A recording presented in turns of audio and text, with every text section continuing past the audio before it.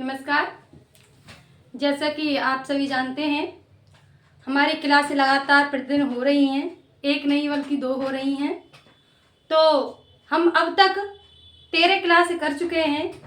तो आज क्लास 14 की बारी है। तो क्लास 14 का पहला प्रश्न देख लेते हैं। पहला प्रश्न क्या है? भक्ति काल से है। जैसे कि आप जानते हैं, भक्ति काल, आदिकाल, आधुनिक काल, आदिकाल हुए थे।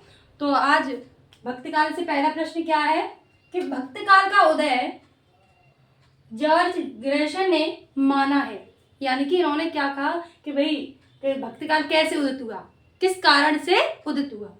तो उत्तर में क्या आएगा? इन्होंने कहा कि ईसाई प्रभाव अधिक था, इसीलिए भक्ति काल उदित हुआ। ठीक है। अगला प्रश्न है, भक्ति आंदोलन भारतीय चिंतन धारा का स्वाभाविक विकास है। परिभाषा है ये कि भक्ति आंदोलन भारतीय चिंतन धारा का स्वाभाविक विकास है। यह किसने कहा? उत्तर में क्या आएगा? हजारी प्रसाद द्विवेदी ने। किसने कहा? हजारी प्रसाद द्विवेदी ने।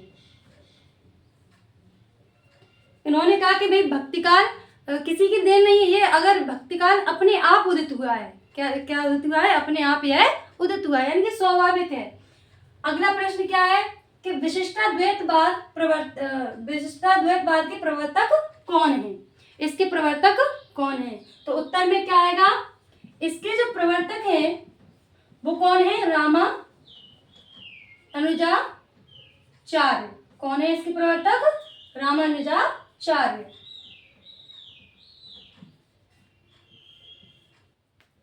अगला है माधवाचार्य का वाद है। जैसे कि हमने ऊपर पढ़ा कि विशिष्ट द्वैतवाद के प्रवर्तक कौन है, अब है कि माधवाचार्य का वाद है। कौन सा? इन्होंने कौन सा वाद चलाया? तो इन्होंने चलाया था कौन सा? द्वैतवाद। कौन सा वाद? द्वैतवाद। देखिए, अलग अलग वाद हुए हैं। जैसे कि 2 तो ये हैं ही, अद्वैतवाद भी चला। तो अलग अलग कवियों ने अलग अलग द्वैतवाद चलाए हैं। तो अगला प्रश्न क्या है? रामानंद का संप्रदाय है। ये तो हमने पढ़ा था वाद से। अब प्रश्न क्या है? संप्रदाय। क्या है प्रश्न? संप्रदाय। कि रामानंद का संप्रदाय है। क्या पूछ रहा है? रामानंद का संप्रदाय है। तो इनका जो संप्रदाय आएगा, इन्हीं के नाम से जुड़ा हुआ है। क्या है? रमावत। कौन सा संप्रदाय चलाया इन्होंने? रमावत। अगला प्रश्न है, स्वसुखी संप्रदाय के प्रवर्तक हैं। किसके? स्वसुखी संप्रदाय के प्रवर्तक हैं। भाई सुखी कौन होता है? जिसका नाम राम होता है। इसीलिए ये जो उत्तर आएगा उसमें क्या आएगा?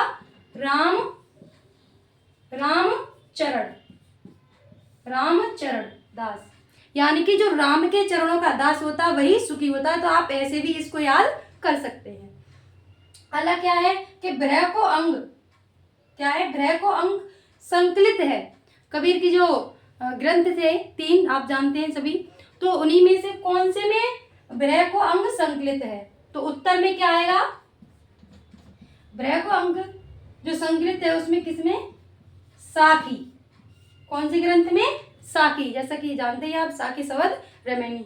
तो ये किसमें है? भ्रय को अंग साखी में है। अगला है, धर्मदास किस धारा के कवि हैं? जो धर्मदास हैं वो किस धारा के कवि हैं? उत्तर में क्या आएगा? धर्मदास जो हैं वो निर्गुण धारा। किसके? निर्गुण धारा के कवि हैं। किसके हैं? निर्गुण धारा के कवि हैं। अगला क्या है? दादू ग्रंथावली का संपादन किसने किया? देखिए, अब रचनाएं तो अब नहीं पूछता है। अब क्या पूछता है? अंदर की बातें पूछता है। इसलिए अब क्या पूछ रहा है कि दादू ग्रंथावली का संपादन किसने किया? तो उत्तर में क्या आएगा? दादू ग्रंथावली का संपादन परशुराम। किसने?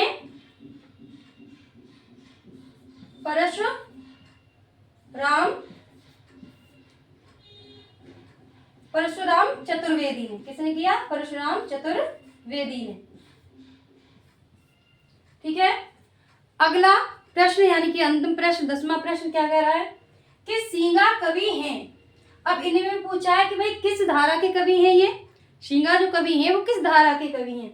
तो यह भी क्या है, यह भी निर्गुण, किसके, निर्गुण धारा के कवि हैं। और निर्गुण धारा के अंतर्गत कौन सी है एक धारा, ज्ञानाश्रयी शाखा, उसी के ये कवि हैं।